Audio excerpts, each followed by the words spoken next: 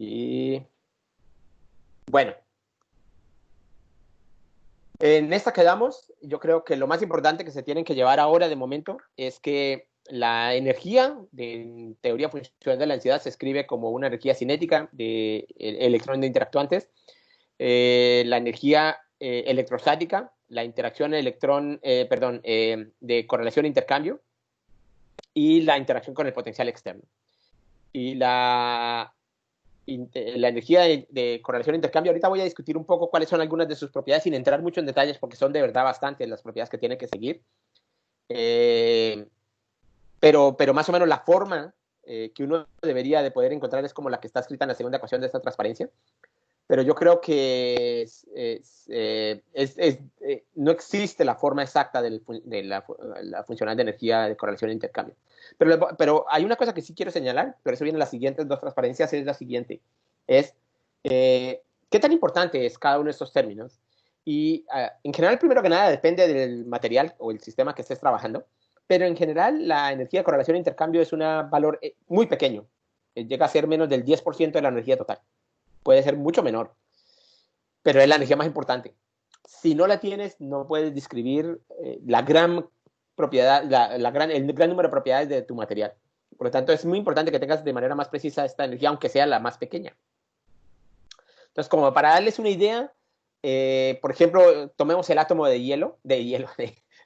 helio, y, por ejemplo, tomemos un estado de singlet para el spin y la función de onda, hagamos un cálculo de energía y supongamos que tenemos dos formas y a lo que llamo ahí trial 1 y trial 2 son diferentes formas de la función de onda que estoy. Una es al estilo Hartree y la otra es al estilo Hartree-Fock. Y lo que quiero anotar es, por ejemplo, el valor de energía. Si te das cuenta, si yo resolviera el cálculo por funcional de la densidad, encontraría que si uso la primera funcional, la primera función, el producto de las funciones de onda en el trial 1, me da una energía de menos 5.56 para el caso del átomo de helio. Si hago el caso de la función de onda 2, en donde solamente lo que he hecho es tener en cuenta que los electrones son fermiones, entonces me doy cuenta que la energía me cambió a menos 5.57. Esto en el caso, si ves, me cambió al segundo dígito, no es así demasiado grave, pero en el caso de enlaces y en el caso de propiedades de los materiales, estas diferencias pueden ser las fundamentales. Entonces, por lo tanto, el tener en cuenta las propiedades básicas de lo que el funcional debe del escrito debe capturar esos pequeños detalles para poder dar lugar a descripción correcta del valor de la energía total. Y con respecto a la energía de autointeracción, que era lo que comentábamos anteriormente, es una cosa intrínseca dentro de los funcionales y tiene que ver con lo siguiente. Vamos a tomar el límite del átomo de hidrógeno. Ese átomo de hidrógeno yo lo puedo resolver exactamente, ¿cierto? Entonces, si comparan la ecuación primera que aparece ahí, es la ecuación del átomo de hidrógeno que ustedes resuelven en el kinder, cuando ustedes están tomando mecánica cuántica. Y eso lo resuelven pues, se les hace 20 tareas y los hacemos sufrir a ustedes, los pobres chicos, para que hagan la solución del átomo de hidrógeno de miles de maneras. Si hubiéramos usado la metodología de Kohn-Sham, entonces tendríamos que haber resuelto la segunda ecuación que está ahí. Entonces, ahora si comparamos la ecuación que está en la primera y la comparamos con la segunda, lo que quiere decir es que los dos términos que aparecen ahí se tienen que compensar. Es decir, que el uno tiene que ser exactamente el negativo del otro para que la solución que yo halle utilizando la ecuación de Kohn-Sham sea exactamente la misma solución que yo encuentre con la ecuación de Schrödinger, ¿cierto? Y ahí es donde está el asunto. El asunto es que no lo hace. La mayoría de funcionales, independiente de cuál existe, que yo ponga dentro de esa ecuación, no se cancela con el primer término que está en rojo. Entonces, al no compensarse, tenemos un término de autointeracción. Es decir, que de alguna manera ese funcional introduce algo espúreo, que es el hecho de que el electrón interaccione consigo mismo. Entonces, eso es una cosa existente, en muchos de los funcionales existe, y es una cosa que no es tan trivial de corregir. Inclusive, el Departamento de Energía otorgó un proyecto hace 3 años para precisamente desarrollar un funcional que tuviera en cuenta de la manera mejor posible cuál es el self-interaction correction, que llaman la corrección de autointeracción. Y por lo menos los resultados preliminares indican que son bastante mejores, pero no se llega a cero, no se cancela un término con el otro. Se puede corregir utilizando otro tipo de aproximaciones, como en el caso del LDA más U, que eso es lo que hace que la correlación aumenta de tal manera que estos dos términos tienden a ser mucho más, se tienden a cancelar el uno con el otro. Pero en realidad no existe la cancelación total de los dos términos. Y eso es lo que llamo la autointeracción, el self-interaction correction, y es completamente espuria. Bueno, entonces, ¿qué hacemos con las ecuaciones de Kohn-Sham? Lo que les conté, comenzamos con los orbitales de spin, calculamos la densidad a partir de ellos, evaluamos la energía de correlación intercambio, resolvemos las ecuaciones de Kohn-Sham para obtener los nuevos orbitales. Con estos nuevos orbitales calculamos la densidad, comparamos la densidad con la que hemos entrado en el punto 2, y si el cálculo considera que la densidad la diferencia entre la una y la otra es muy chiquitita, entonces decimos que ha convergido, y si no, entonces volvemos a entrar en estos orbitales, construimos la densidad, volvemos a construir y así sucesivamente. Entonces el cálculo es autoconsistente. Muy bien, entonces ahora ya vimos que tenemos algo, una teoría que depende de la densidad, pero tenemos una aproximación muy fuerte que es la función de correlación intercambio. Entonces, John Perdue propuso esta manera de interpretar esa energía de correlación intercambio, que es una escalera, y es una escalera de aproximaciones. Y entonces, si comenzamos con que la aproximación más burda, que es la aproximación de Hartree, es este pequeño diablito que nos hace que no podamos describir correctamente los materiales, o queremos llegar al cielo de la precisión química, y por lo tanto queremos ir mejorando cuáles son las diferencias de los funcionales. Entonces, los funcionales es describir esa energía de correlación e intercambio en función de la densidad de alguna manera. Si solamente me dependiera la densidad, la aproximación se denomina la aproximación de densidad local. Ahorita vamos a hablar a continuación de ella. Si hacemos que dependa de la densidad y además que me dependa del gradiente de la densidad, dependerá entonces de la aproximación generalizada del gradiente. Es tal vez uno de los métodos más usados hoy en día y vamos a hablar al respecto.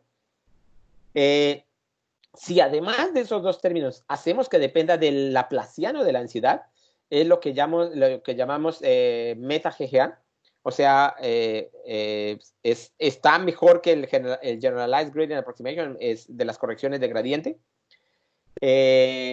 pero computacionalmente se va complicando, aunque recientemente, como les comentaba, el funcional de SCAN es casi al mismo nivel del costo computacional de un de gradiente generalizado. Están también los métodos híbridos, que espero, no me acuerdo si les cuento algo al respecto, pero son gradientes que corrigen introduciendo la energía de Hartree, que hablamos anteriormente, la energía de intercambio. Pues uno introduce ese término a mano y entonces usa las correlaciones usa la energía de gradiente generalizado que ha calculado de alguna otra manera y le adiciona este término de Hartree-Fock, que es esta energía de intercambio, esa doble integral que les decía que es de 6 dimensiones. Y podemos ir a doblemente híbridos que casi no hay funcionales. Aquí quiero hacer una pequeña nota y es, toda esta teoría fue buenísimo, pero aquí depende de en qué mafia te mueves y con qué amigos conoces. Y lo digo por la siguiente, si miran el link que aparece abajo, hay una librería que ha generado el grupo de Miguel Márquez en Alemania, que se llama libxc, y lo que ellos han hecho es sencillamente montar todos los funcionales de lo que todo el mundo predice. Y esta librería de correlación e intercambio ha crecido enormemente, tanto así que hay más de 400 funcionales en total. Y aquí es donde yo creo que ustedes deben poner la cara. ¿Y entonces qué hago yo sentado aquí si hay 400 funcionales y no sé cuál me funciona? Entonces aquí es donde vamos a discutir un poco de los pros y los contras de los diferentes, de diferentes funcionales que existen, de cuáles nos van a ayudar a hacer mejores los cálculos.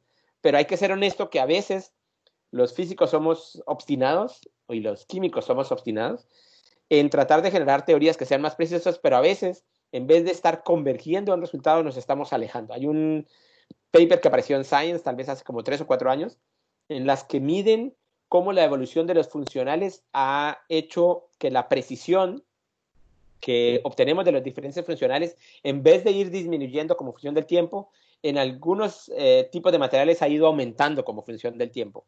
Y la razón es porque metemos funcionales por meter más funcionales, por meter más funcionales, y si tenemos 500 funcionales, no hay manera, ningún ser humano, ni siquiera 30 estudiantes de doctorado, para probar para un material en particular, que prueben todos los funcionales a ver cuál de estos funciona.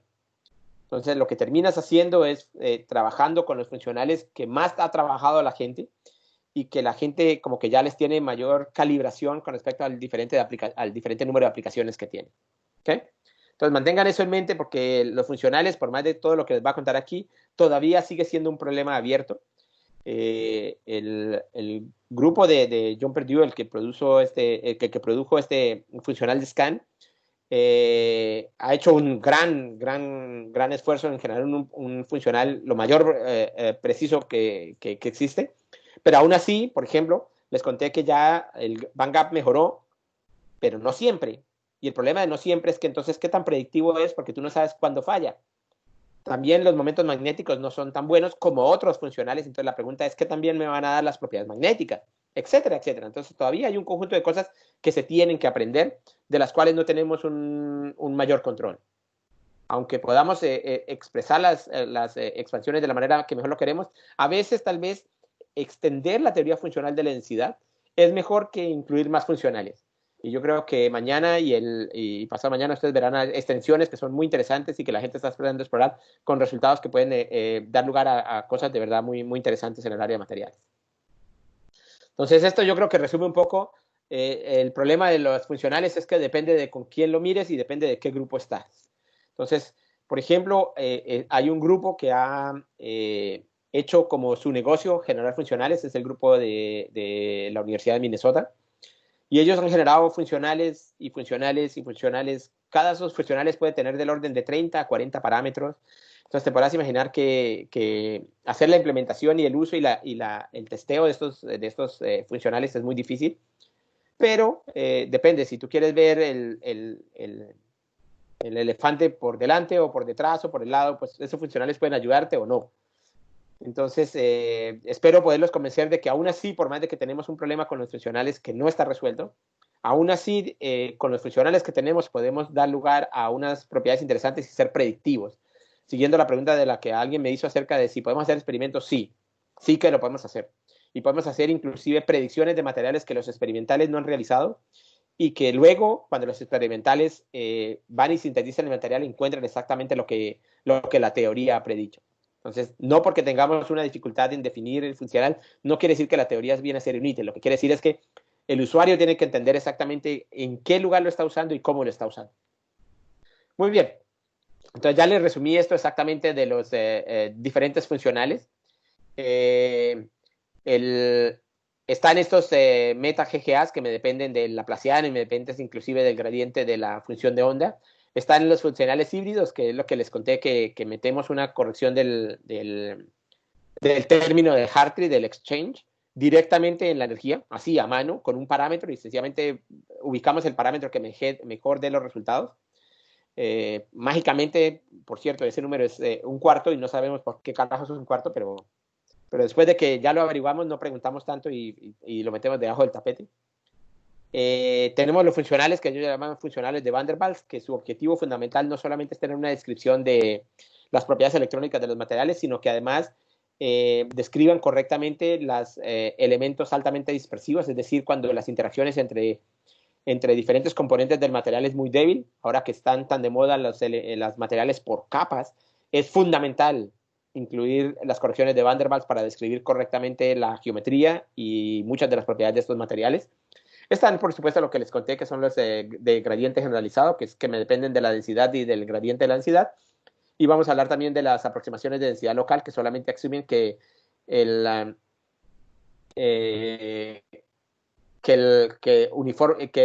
sistema es uniforme localmente. Entonces ya veremos al respecto de eso. Pero antes de eso quiero decir una cosa. Nosotros hemos derivado las ecuaciones de Conchamp y yo les mostré anteriormente que si uno usara las ecuaciones de Hartree-Fock, perdón, las ecuaciones de Schrödinger y las comparara con las ecuaciones de Conchamp, En algunos límites puedes encontrar paralelos que te den una idea de cómo debe ser la forma del funcional. Y una cosa bien interesante aquí es que, por ejemplo, podemos encontrar ciertas propiedades que el funcional debería de tener.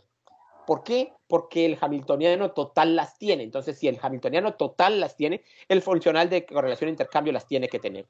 Entonces, por ejemplo, propiedades de escalamiento, si tú escalaras las distancias, entonces tú sabes cómo escala la densidad, cómo escala la energía de correlación, cómo escala la energía de intercambio, cómo escala la energía cinética, etcétera, etcétera. Entonces, tú esas propiedades, lo que te van a decir es que independiente de cómo tú construyas el funcional, ese funcional tiene que seguir estas propiedades.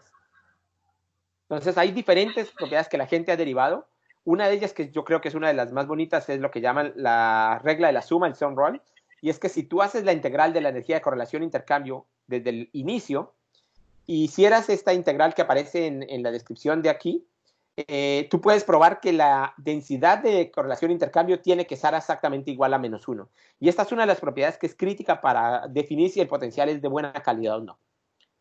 Tiene que tener consistencia de tamaño, es decir, que si yo tengo dos sistemas y los alejo lo suficiente, si los alejo lo suficiente, ellos ya no interaccionan entre sí, por lo tanto, la energía de correlación e intercambio, cuando los dos están unidos, tiene que ser igual al sistema completamente separado, cuando los dos están lejos.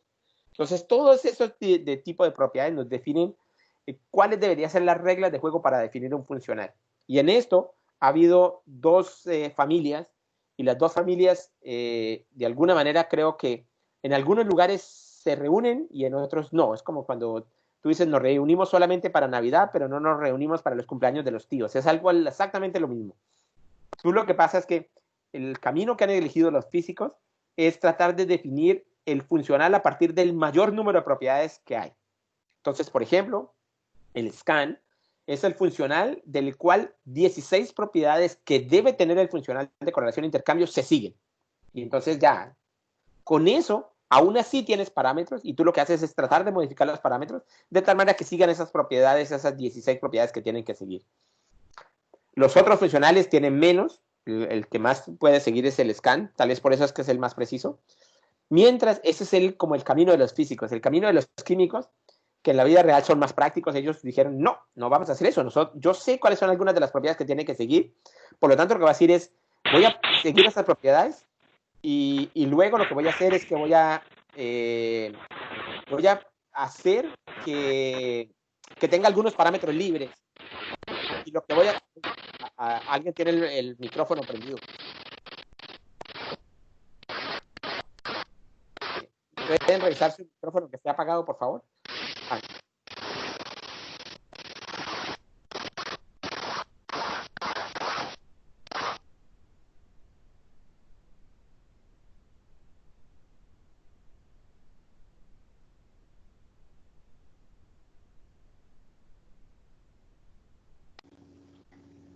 Doctor, disculpe, su micrófono otra vez está en mute. No le escuchamos.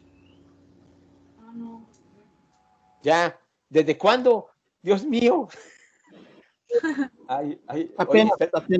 Apenas. Oye, yo pensé que me han perdido la mitad de mi charla. Cuando saliste del modo presentación. Ok. Yo creo que fue eso. Ok, gracias. Entonces, a ver, volvamos a las propiedades formales del exchange correlation. Aquí estábamos, ¿no? Entonces, lo que les decía es el camino de los químicos y el camino de los físicos, pero aunque los dos son caminos que son de visiones diferentes de cómo se debe aproximar la forma del funcional, los dos tienen sus aplicaciones y generalmente para los físicos, como nuestros sistemas más interesantes son el estado sólido, entonces hemos tratado de generar funcionales en esa dirección, mientras que el de los químicos son para sistemas más moleculares y han generado funcionales para esa dirección. Entonces, por ejemplo, para nosotros los físicos, el utilizar que la función de onda sea periódica es una restricción, por lo tanto, los sistemas gaussianos, aunque son muy buenos, puede ser que no sean los más amigables para nosotros, pero un sistema de funciones periódicas sí que lo es, como las ondas planas.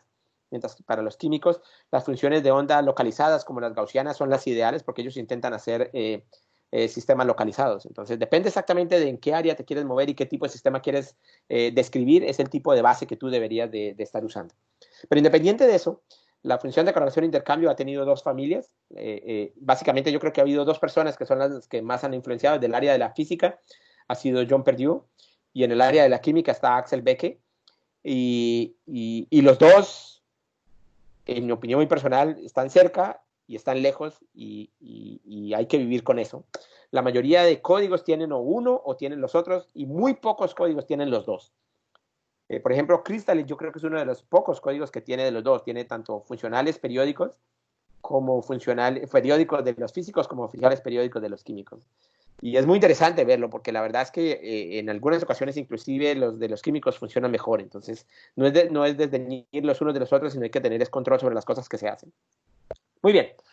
Entonces ya dicho esto acerca de los funcionales de correlación e intercambio, y antes de discutir exactamente algunos de ellos, déjeme hablar de una extensión que es fundamental, que es hasta ahora hemos visto el hecho de que yo puedo construir la función que me depende de la densidad. Pero en la vida real hay materiales que me dependen del spin. Los materiales magnéticos es uno de ellos.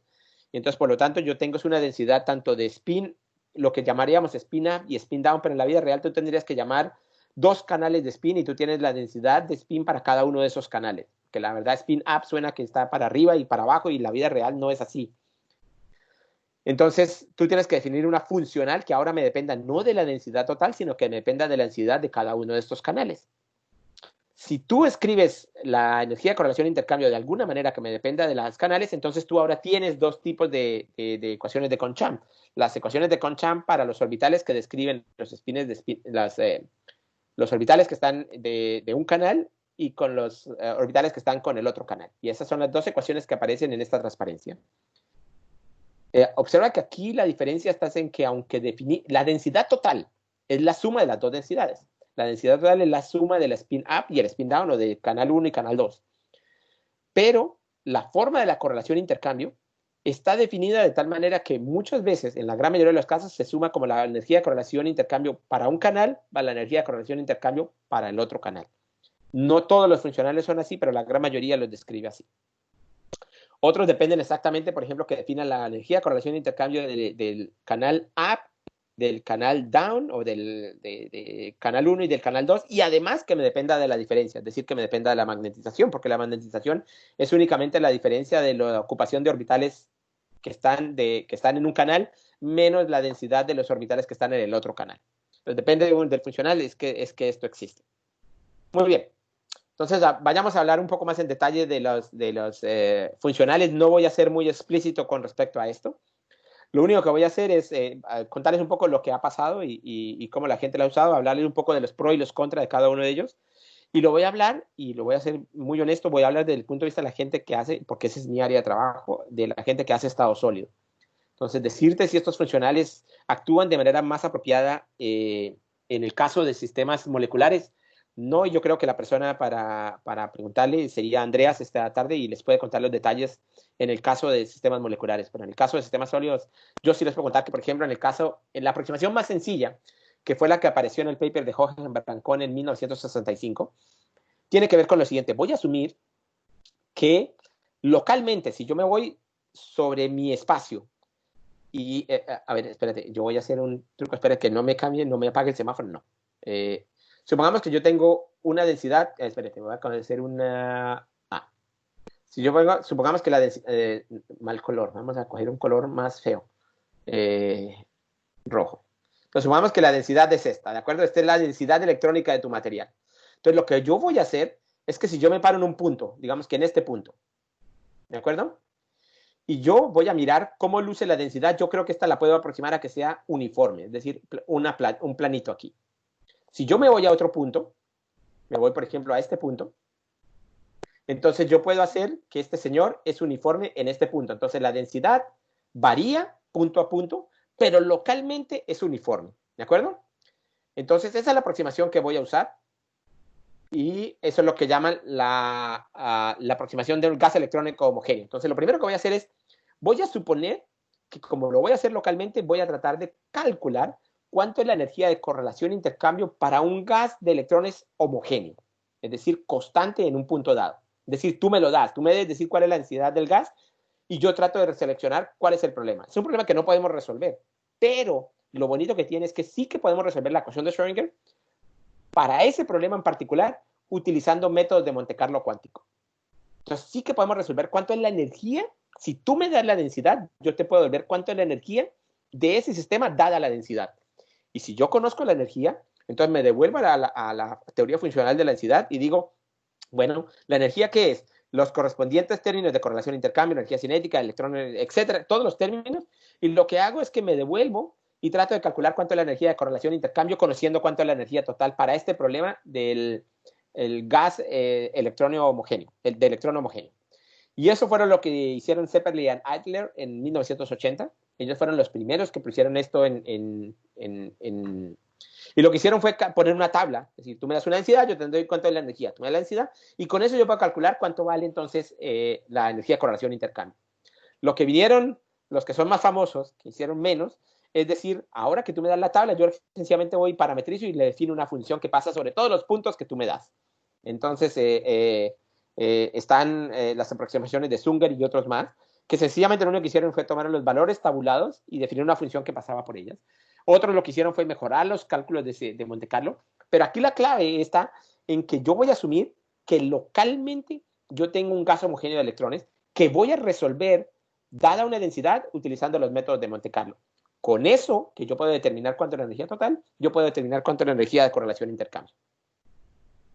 Entonces, yo puedo determinarla y como yo tengo el gas homogéneo, una cosa que yo les mostré anteriormente que yo podía obtener de la mecánica clásica es que yo puedo determinar cuánto es la energía de intercambio. Se lo puedo hacer exactamente a mano. Es uno de esos ejercicios que uno puede determinar y puede determinar cuánto vale eso. Y entonces eso es lo que llaman la aproximación de densidad local.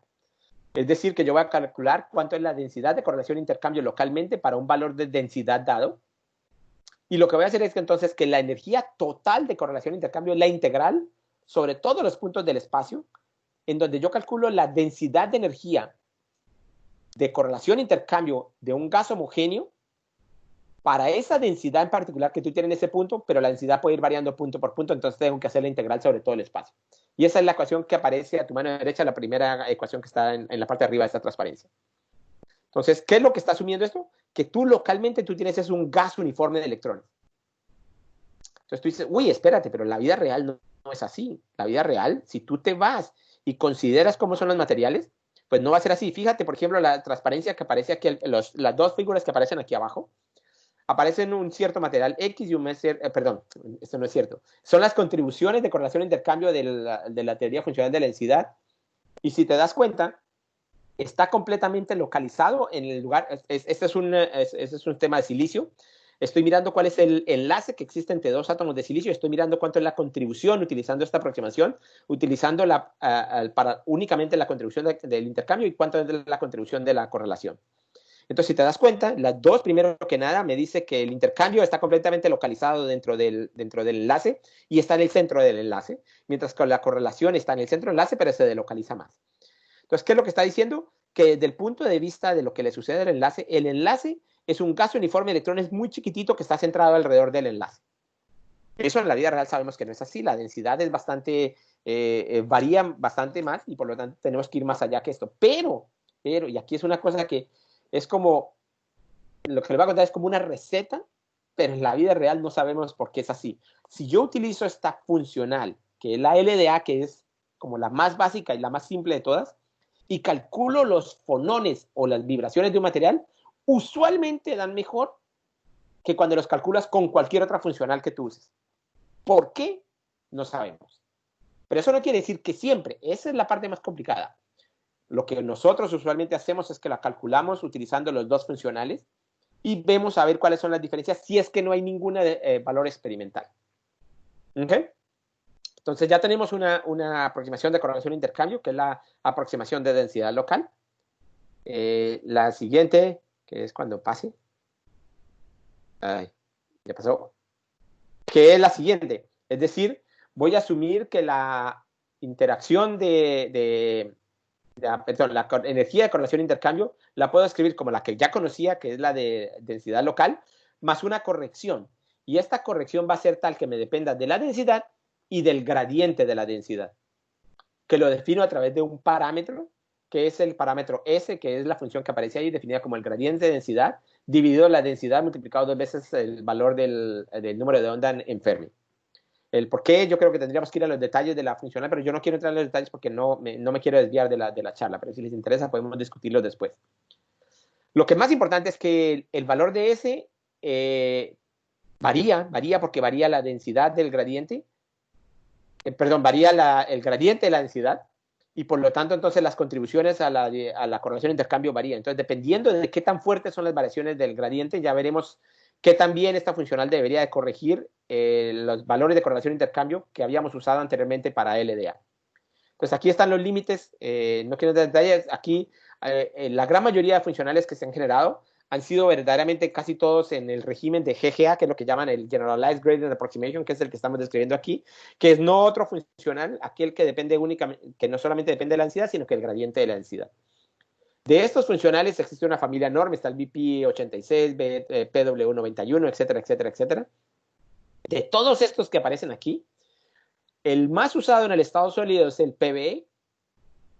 Yo creo que tiene que ver por cosas que da la vida, porque el PBE es un funcional que cuando se publicó, los autores inteligentemente no solamente publicaron el paper, sino que además escribieron la subrutina en Fortran, que era el momento en el cual se publicó el paper, el lenguaje más usado para escribir programación científica, y entonces la mayoría de usuarios lo único que tuvo que hacer fue tomar este programa de Fortran y copiarlo en el desarrollo que estaban haciendo, y tal vez por eso se convirtió en uno de los funcionales más usados. Tan cómico es este funcional que el número de citas que PBE tiene es mucho mayor que el número de citas que tiene el paper de Hohenberg & Kohn y de Concham, siendo que ellos son los inventores de LDA. En otras palabras, la gente utiliza más PBE que DFT. Algo inaudible.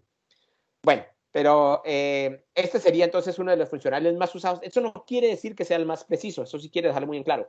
Quiero dejarles claro es que es el más usado en el estado sólido porque de alguna manera se convirtió como en el caballo de batalla de todos los cálculos autoconsistentes en todos los sistemas que dan. Tiempo después, ellos cambiaron un parámetro en la definición del PBE y eso es lo que llaman PBE-SOL, que es una versión de PBE, pero únicamente para sistemas sólidos. Y este funcional usualmente funciona mejor para los sistemas cristalinos, da mejores resultados en los parámetros de celda, da mejores resultados en los parámetros internos, no en todos, y si quieren discutirlos podemos hablarlo porque nosotros estamos escribiendo un paper al respecto de ello. Pero los fonones no siempre dan, y LDA a veces da mejores y podemos describir en detalle para aquellos que les interese, pero lo que quiero decir es que en general tenemos un cierto número de funcionales. Por ejemplo, si van al código VASP, que es el código más usado en el mundo en el área de estructura electrónica, ellos solamente tienen del orden de 10 funcionales implementados, aunque como les dije hay más de 400 implementados. Gracias a la librería que les comenté, que es la librería libxc, ahora hay muchos paquetes computacionales que lo único que hacen es hacer link a esta librería y usarla de estos paquetes computacionales. Y eso es lo que sucede con el ELK, Abinit, el Quantum Espresso, Siesta y todos esos códigos de primeros principios que hacen uso de estos funcionales. Pues si tienen la implementación con el libxc te permite hacer muchas cosas. Y espero, si no poderlo discutir ahora, lo podemos discutir el miércoles un poco de los pros y los contras de cada uno de ellos. Desde el punto de vista de estructura, generalmente los valores de estructura a ver si me debo acordar, los valores de estructura de LDA son menores que los experimentales y los valores de PB son mayores que los experimentales desde el punto de vista de los parámetros de celda. Entonces, lo que muchas veces hacen para tratar de encontrar mejor descripción de la estructura de un material es hacer los dos funcionales y ver cómo en la mitad debe estar la realidad. Como les conté, dentro de esta aproximación, los sistemas de largo alcance, es decir, aquellos sistemas en los cuales existe dispersión, es decir, que son débilmente acoplados, son muy mal descritos por las aproximaciones de gradiente generalizado. Esto es una cosa que históricamente ha sido muy interesante porque uno de los sistemas más estudiados que son de interacciones de largo alcance es el grafeno, el grafito, perdón, y que tiene láminas de grafeno. Pues resulta que el parámetro de celda utilizando LDA da supremamente bien. Da muy bien y no debería. Y es una de esas cosas que son cancelaciones de errores para que la cosa dé mal. Porque aunque el parámetro de celda da bien, muchas celdas de las propiedades da mal. Y la razón fundamental es porque verdaderamente LDA da muy mal las interacciones a largo alcance. Esto también sucede en el caso de PBE, o en el caso, perdón, de los algoritmos, perdón, en los funcionales de gradiente generalizado. Y por lo tanto, entonces, hay que tener cuidado cuando tú tienes sistemas por capas, cuando se hace PBE. Existen varias correcciones y los diferentes paquetes tienen diferentes tipos de correcciones, de los cuales no vamos a discutir, pero si alguien necesita, con mucho gusto yo les puedo comentar lo que yo sé. Y en otro lugar en donde falla, y falla bastante mal, es en sistemas fuertemente correlacionados, como les comenté. En sistemas magnéticos, usualmente, si las capas si tú tienes un átomo magnético dentro de su sistema que tiene un número de electrones dentro de la capa D que no están apareados, entonces sucede que estos están fuertemente correlacionados y puede ser que tu aproximación de gradiente generalizado no sea suficiente y tienes que corregirlo utilizando la corrección más-U. Muy bien, pero quedémonos todavía en el caso de LDA y GGA. Estas son algunos de los comparativos que existen para el caso de GGA y LDA. Una cosa interesante es, por ejemplo, el caso de los enlaces de hidrógeno. Además de que es un enlace muy interesante porque no está exactamente ni dentro de un enlace covalente ni tampoco es un enlace iónico. Es como una mezcla entre los dos. Aunque Pauling al principio lo definió como un enlace únicamente iónico, la verdad no es completamente así. Pero aún así, si usáramos diferentes funcionales, te darás cuenta que, por ejemplo, la fortaleza de un enlace de hidrógeno encontrado por un cálculo de LCDA tiene errores hasta del 43%, mientras que en el caso del GGA es casi del 5%. Eso puede ser muy buena noticia para aquellas personas que están haciendo cálculos en tal vez el sistema más fundamental que todos tenemos, que es el H2O. Pero una de las cosas que encontramos es que aunque no da bien la intensidad de los enlaces, da bastante mejor, por ejemplo, la energía de atomización. ¿Y por qué? La verdad, yo creo que hay muchos componentes que hemos estado aprendiendo cuando hemos hecho ahora cálculos de many varied, de muchos cuerpos, que no es lo que estamos hablando en DFT, pero no quiero entrar en esos detalles, pero aquella persona que quiere discutir con mucho gusto. Entonces te das cuenta que, por ejemplo, si calculamos los parámetros de celda, te das cuenta, por ejemplo, en el caso LDA te da mejor parámetros de celda que los gradientes conjugados para un sistema metálico. ¿Por qué? Porque, claro, es un sistema metálico, entonces los electrones tienden a ser más uniformes y por lo tanto debería estar más cercano a LDA y ahí se cumple y se ve claramente en esta transparencia. En general, yo creo que eso es como lo que debes sacarte. Yo creo que esto está sacado directamente de este excelente libro que es un Primer in Density Functional Theory, que es un conjunto de capítulos escritos por diferentes personas. Entonces es una buena fuente si ya sabes de DFT, pero si vas a aprender no me parece un buen libro, especialmente porque cada capítulo está escrito con un diferente estilo. Pero independiente de eso, este es un resumen de lo que son las comparaciones entre LDA y GGA. El LSD es lo mismo que LDA, pero lo que pasa es que tiene en cuenta el spin. Entonces no se tranquilicen por ver LSD, ni ninguna droga ni nada de por el estilo. Entonces, la energía de intercambio, te das cuenta que la aproximación de densidad local comete un error bastante grande comparado al GGA. La energía de correlación es enorme, pero, mira, aunque te dan estas dos diferencias que son bastante grandes, la diferencia con la longitud de los enlaces te da apenas del 1%, lo cual te das cuenta que la estructura da relativamente bien. Tal vez por eso es que te da muy bien los fonones en general. Las barreras de energía cuando tienes una reacción química o cuando tienes una disociación en la superficie o cualquiera de estos tipos de sistemas de catálisis, te dan errores hasta inclusive del 100%, que es mucho más pequeño que el experimental, mientras que en el GGA mejora, pero no mejora sustancialmente, tiene errores hasta el 30% más pequeño que el experimental. Hay una gran diferencia de comparaciones. Yo antes de llegar a eso, quiero hablarles de una forma de hablar de Electronics Correlation que es única, pero que no en muchos códigos existe, pero quiero que ustedes sean conscientes de que si alguna vez se lo encuentran, saben a qué se refiere, y es que yo pueda definir un funcional que no me dependa de la densidad, sino que me dependa de los orbitales.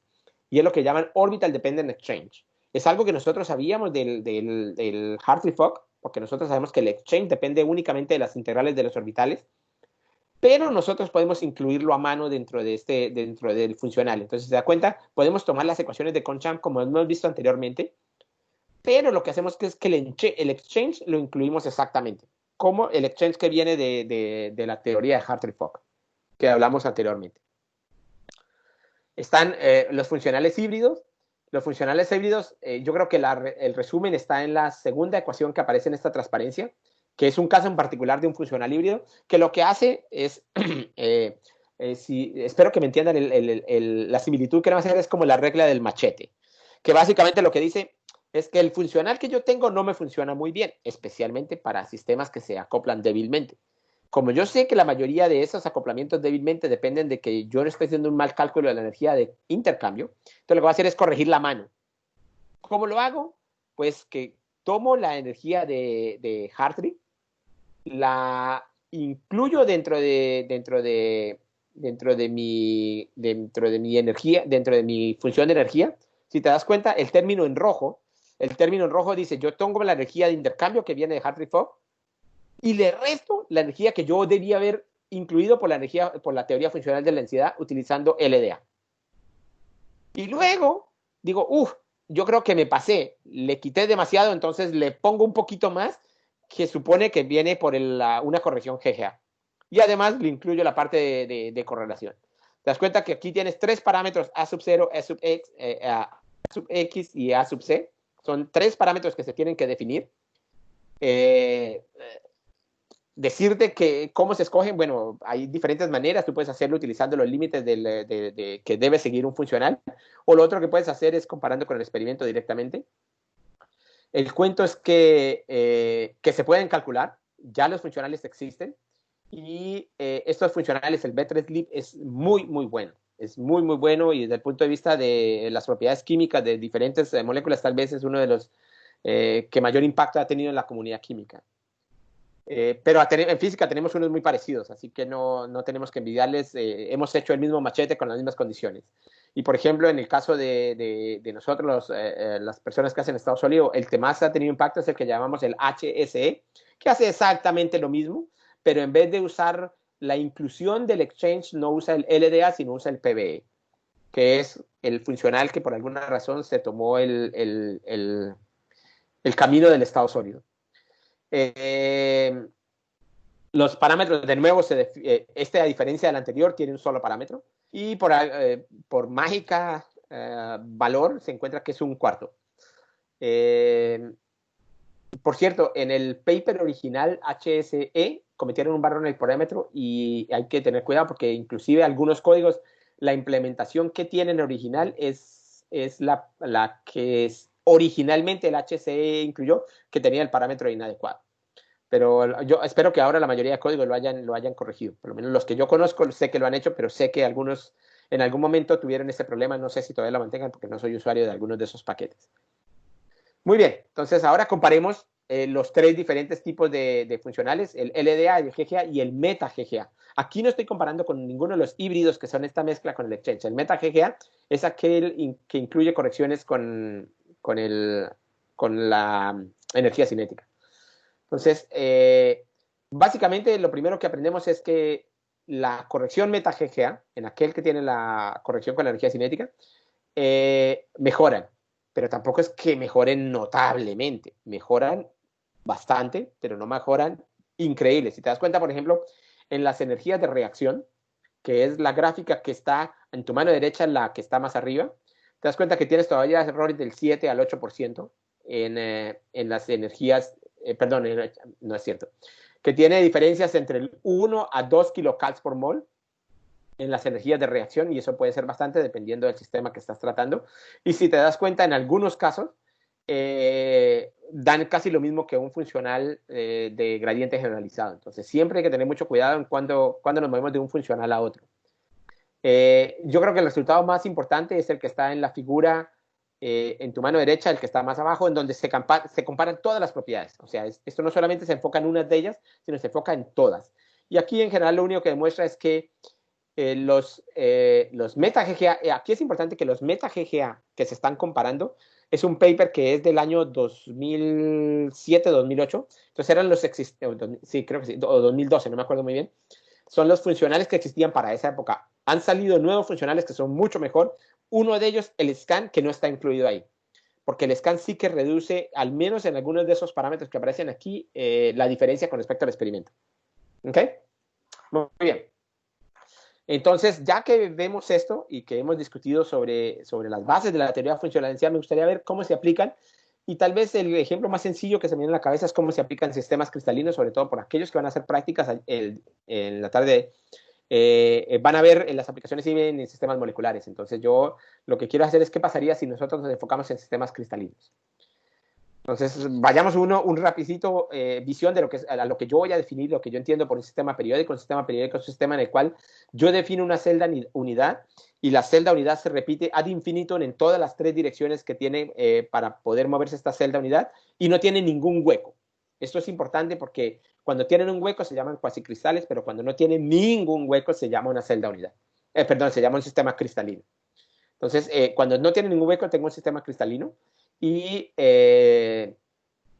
con eso, la diferencia entre lo que yo puedo hacer en un sistema que no es cristalino al sistema cristalino es que yo puedo utilizar un teorema que existe en el estado sólido, que sencillamente se reduce a decir que yo puedo caracterizar las propiedades de mi material únicamente estudiando las propiedades de la celda unidad y no tengo que estudiar el sistema ad infinito. Entonces es lo que llaman las funciones de Bloch. Para aquellos que han estudiado esto, me disculpo que tengo que hacer la repetición, pero yo solamente quiero que todos tengamos la misma definición. Entonces, lo que tú tienes es un sistema en el cual tú tienes un potencial externo periódico. Entonces, lo que tú dices es que como el sistema es periódico ad infinitum, entonces la función de onda, solución del problema, es también una solución periódica. Al ser una solución periódica, entonces se puede escribir como el producto entre una onda plana y una función de onda localizada, que es lo que llamo UN de K. Entonces, para cada uno de los valores de K que aparece ahí en esa función, yo tengo una función de onda localizada. Y si se dan cuenta en esa representación pictorial, esta función de onda localizada es periódica. ¿Ok? Entonces, esto me da lugar a poder construir una solución al problema ad infinitum, porque ahora ya no tengo que solucionar por phi, sino que ahora tengo que solucionar por U, y U está localizado únicamente a la celda unidad. Entonces, el método más sencillo que existe es utilizar ondas planas.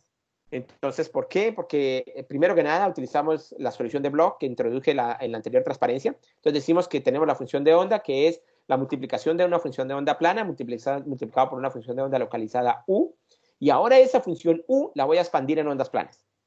¿Hasta dónde? Hasta donde alcance. Hasta donde la computadora pueda sacar la lengua, o hasta donde de alguna manera yo pueda definir que mis resultados no van a cambiar si aumento el número de ondas planas que voy a usar. Y eso es lo que se refiere aquí en el punto 2. En el punto 2 dice que la función de onda total se va a expandir como un conjunto de coeficientes multiplicados por las ondas planas correspondientes. Entonces el problema ahora cambió de encontrar la función de onda phi sub i a encontrar los coeficientes psi sub i. Si encuentro los coeficientes, los puedo reemplazar en esta función de onda y tengo la solución total. Ahora, si uso esta expansión y las escribo en las ecuaciones de Concham, entonces puedo encontrar cada una de las contribuciones a cada uno de los términos. Por ejemplo, en particular, ¿qué puedo encontrar? Puedo encontrar cuál sería la forma de la densidad. Esa es la ecuación que aparece en el punto 3. Entonces, esa sería la forma de la densidad, pero ahora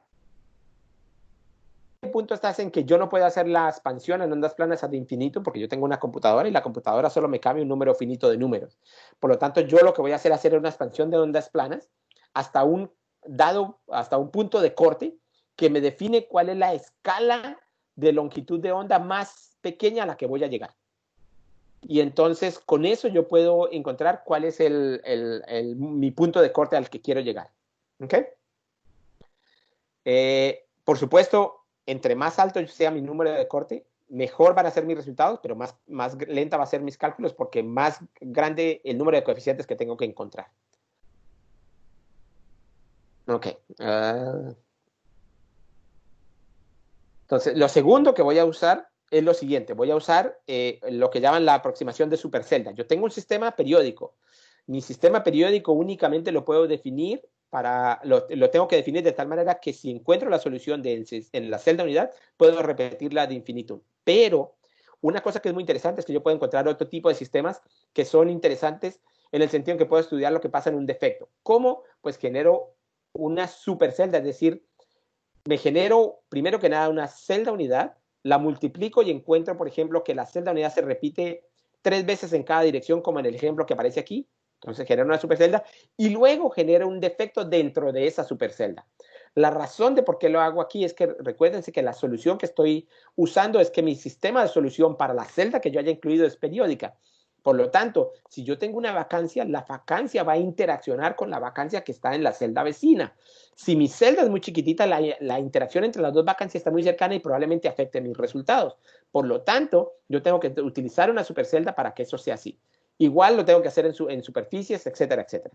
Entonces, tengo que evitar esa interacción espuria que puede ocurrir utilizando una celda más grande, que es lo que llaman una supercelda.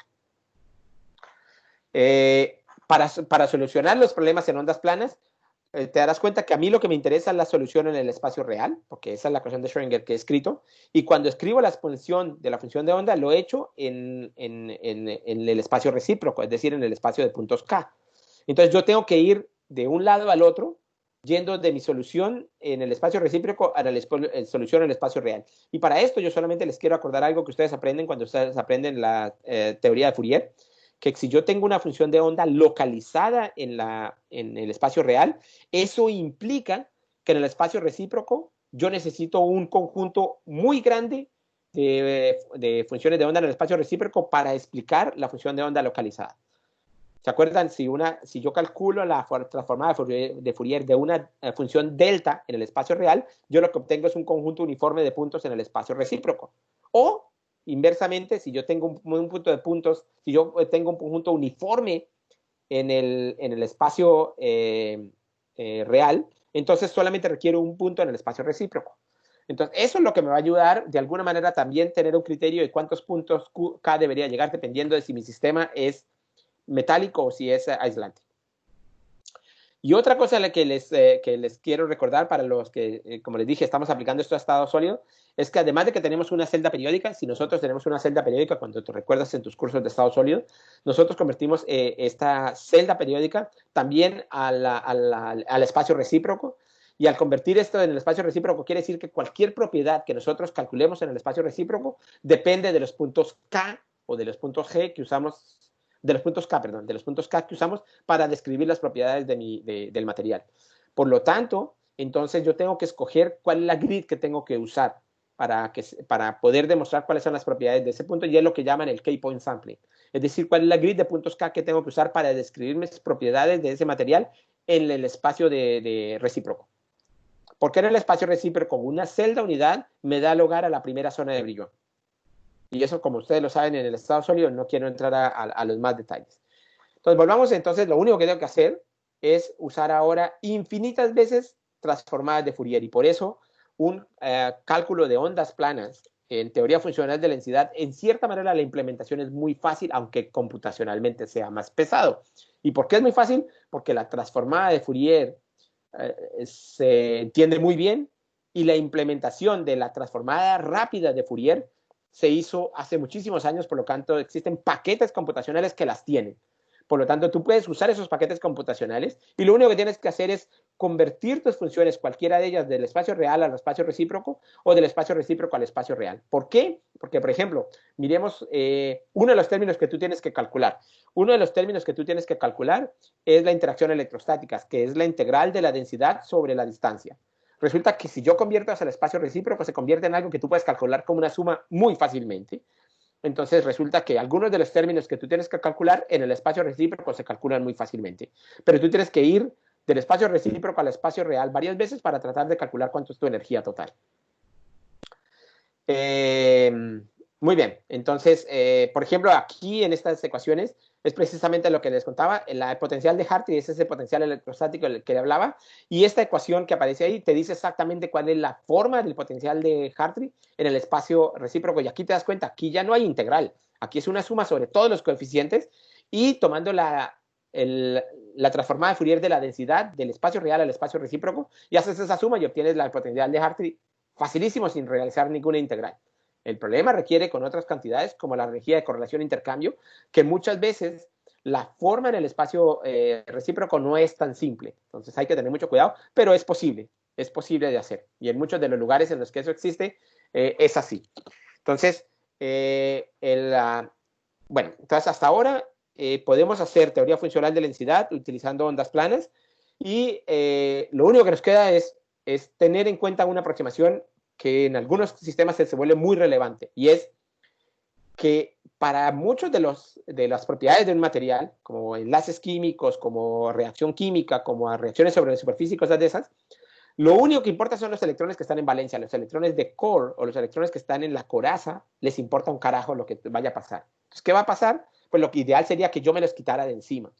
Y una manera de hacerlo es hacer lo que llaman pseudopotenciales. Pseudopotenciales es decir, voy a quitar algunos electrones que son los electrones de core, y lo que voy a hacer es redefinir la forma del potencial de tal manera que el potencial que sientan los electrones que se quedan, que son los electrones de valencia, sientan la presencia de unos potenciales que estaban en el core, pero que yo puedo calcular anteriormente utilizando algún otro método, inclusive para el sistema atómico.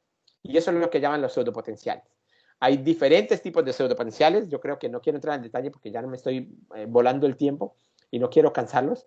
Quiero llegar a un punto en el cual quiero enseñarles un paquete que les puede ayudar muchísimo y por qué vale la pena usarlo. Es un poco diferente al que van a encontrar ustedes en la tarde, pero creo que es interesante. ¿Cómo definir pseudopotenciales? Hay diferentes maneras.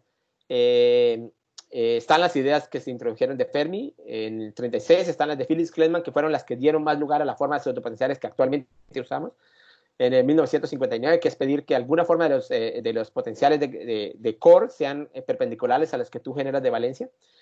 No les voy a contar al respecto, yo creo que esto mucho lo pueden encontrar en la literatura, así que voy a pasarme esto de los pseudopotenciales y voy a pasar tal vez a la última parte, que es a la gente que le interesa hacer cálculos en estado sólido. Y tiene que ver con el código Abinit, del cual yo soy desarrollador. Y es en este código, que lo encontrarán en la página web que aparece ahí, www.abinit.org, tiene más o menos del orden de 50 personas que están trabajando en el desarrollo del código. O sea, hay mucha gente produciendo una gran cantidad de cosas. Tiene más de 2.000 usuarios reportados hasta hoy, y en este momento tiene más de 8.000 citas las diferentes publicaciones que hemos hecho de este código. Esta es un código que nace en 1997. Nace primero como un código desarrollado para ser de venta, y pronto uno de los desarrolladores no le parece buena idea y se lo decide pasar a su postdoc, Xavier Gons, quien decide crear el modelo de paquete libre en 1997. Y en el 2019 ya tenemos más de 2.000 personas inscritas en el foro. Tiene más de 800.000 líneas de Fortran 90. Tiene un gran número de scripts para generar entradas y hacer análisis de las salidas. Y como les conté, tiene más de 50 contribuciones. La última reunión que tuvimos de desarrolladores de Abinit, que se hizo en Louvain-la-Neuve, en Bélgica, ahí está la fotografía de más o menos los 50 desarrolladores. Para aquellos que reconocen caras, ahí está Xavier Gons, está Don Hammond, quien es uno de los desarrolladores de la teoría funcional para hacer cálculos de STM, etc. Al momento de esta transparencia, el último código estaba en su versión 8.10, pero ya vamos en la versión 9.1. Inicialmente la escuela que íbamos a tener tenía que tener una componente de Abinit, ya no lo tiene, pero entonces íbamos a usar Abinit, ya no lo es, pero la versión es completamente libre y ustedes pueden hacer lo que quieran con el código, pueden copiar, pueden hacer. ¿Qué puede hacer? Puede calcular, por supuesto, toda la parte estructural, pueden calcular distancias interatómicas, ángulos, energías, densidades electrónicas, cálculos de energía, pueden calcular reacciones químicas, propiedades de transporte, propiedades vibracionales, fonones, pueden calcular propiedades térmicas como capacidad calorífica, pueden calcular energía libre, pueden calcular la conducta dieléctrica, pueden calcular propiedades ópticas, la respuesta eléctrica, pueden calcular, inclusive está acoplado con métodos para calcular GW, es decir, pueden calcular many particle, pueden calcular propiedades de superconductividad, porque puede calcular la interacción electrón-fonón, y si puede calcular la interacción electrón-fonón, puede hacer una predicción de la temperatura crítica utilizando la teoría de Macmillan, puede calcular propiedades de superficie, etcétera, etcétera, etcétera. Les aconsejo que si están interesados pueden entrar a la página web. Como les comenté, yo creo que es un código que tiene una gran cantidad de tutoriales que están muy bien documentados y no solamente te dan la explicación de cómo se hace un cálculo, sino te dan la física de por qué se hace. Existe una gran cantidad de documentos. Cada una de las variables que está implementada, cada una de las que existe, tiene una descripción de cómo se usa. Tiene más de 800 ejemplos y tiene 30 tutoriales. Cada tutorial toma del orden de 1 o 2 horas. Te darán cuenta que hay suficiente información para aprender DFT. Y si tienen dudas, se pueden escribir al forum y en el forum tienen una gran cantidad de respuestas. Esta es alguna de los tutoriales que tiene. Tiene tutoriales para usar, por ejemplo, tiene diferentes funciones de expansión. Tiene ondas planas, tiene PAW y tiene funciones de onda localizadas tipo wavelets. Tiene la implementación de DFT más U. Tiene métodos para calcular las constantes J y U en DFT más U utilizando Constraint Random Phase Approximation. O tiene una implementación de Dynamical Mean Field Theory. Tiene Time Dependent Density Functional Theory. Puede calcular los estados de respuesta del positrón. Puede hacer interfase con Vanier. Puede hacer interfase con un código que el grupo ha generado, que es PyProCAR, para hacer análisis de bandas. Etcétera. Pero todos estos son los tutoriales a los que ustedes tienen acceso si entran a la página web, ¿no? Van directo y ahí tienen los tutoriales. Tienen también un conjunto de paquetes basados en Python para hacer análisis y graficar los resultados, que se llama AviPy, que es muy sencillo de usar. Y tiene inclusive notebooks tipo Jupyter para seguir cuáles son los cálculos que se hacen y por qué se hacen y cuáles son los resultados, etcétera. Y pues yo espero que con esto que les he contado, ustedes tengan ahora más interés en teoría funcional de la densidad. El próximo miércoles me voy a enfocar más que nada en teoría de perturbaciones, en teoría funcional de la densidad. Si ustedes sienten que algo les quedó faltando o algo no quedó muy claro, si quieren, lo podemos chatear ahorita, lo podemos discutir ahorita, o me pueden mandar un email y trataré de incluir algo para la charla que es el miércoles. Gracias.